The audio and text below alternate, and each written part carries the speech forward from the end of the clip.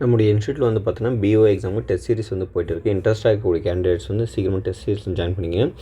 Previous year maths questions பாருங்கள். PO எக்ஸாமில் கேட்டது ஒரு கொஷின் இருக்குன்னா, குட் மார்னிங் என்ற வார்த்தையில் உள்ள எழுத்துக்களின் வரிசையை மாற்றி இடம்பெயர்த்து டூ இந்த மாதிரி எழுதியிருக்காங்க சரிங்களா. GNINROM இனிமேல் எழுதியிருக்காங்க என மாற்றி அமைக்கப்பட்டுள்ளது. கீழே கொடுக்கப்பட்டுள்ள வாக்கியத்தை இவ்வாறே குறிவிலக்கம் செய்க அப்படி கொடுத்துட்டு இந்த மாதிரி ஒரு வார்த்தை கொடுத்துட்டாங்க.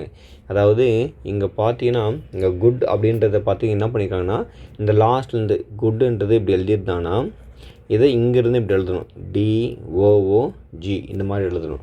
அப்படி தான் இவங்க எழுதியிருக்காங்க. அப்போ அதே மாதிரி பார்த்தோன்னா நமக்கு என்ன இருக்குது, இங்கே OTன்னு இருக்கா, அப்போ எழுதுனா 2ன்னு வருமா, 2. அதே மாதிரி இங்கே ஃபுல்லாக பாருங்கள்,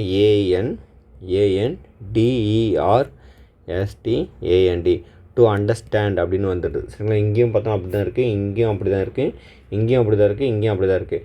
அடுத்து வந்து பார்த்தோன்னா இது எழுதும்போது THAT வருது, THAT அப்போ தட்டு. அப்போ இங்கே தட்டு இருக்குது, இங்கே பாரு இங்கே தட்டு இருக்குது, இது இல்லை. அப்போ இங்கேயும் இது இல்லை. அப்போ இது ரெண்டுத்தில் எதுனா இருக்கும். அடுத்து வந்து பார்த்தோன்னா இங்கே பார்த்தும்போது நம்மளுக்கு இங்கே வந்து பார்த்தீங்கன்னா MATHEMATICS மேத்தமெட்டிக்ஸ்னு இருக்குது சரிங்களா. அப்போ பார்த்தீங்கன்னா இங்கே டு அண்டர்ஸ்டாண்ட் தட் மேத்தமெட்டிக்ஸ் இருக்குது, இங்கே டு அண்டர்ஸ்டாண்ட் தட்டு மேத்தமெட்டிக்ஸ் தான். நல்லா பாருங்கள், ஸ்பெல்லிங் வந்து எதனா மிஸ்டேக் பண்ணியிருக்காங்கன்னு பாருங்கள். இதெல்லாம் செக் பண்ணாலும் தெரியும். டு அண்டர்ஸ்டாண்ட் தட்டு, இங்கே பார்த்தோன்னா டு அண்டர்ஸ்டாண்ட். இங்கே பாருங்கள், இங்கே U இருக்குது, இங்கே A இருக்குது.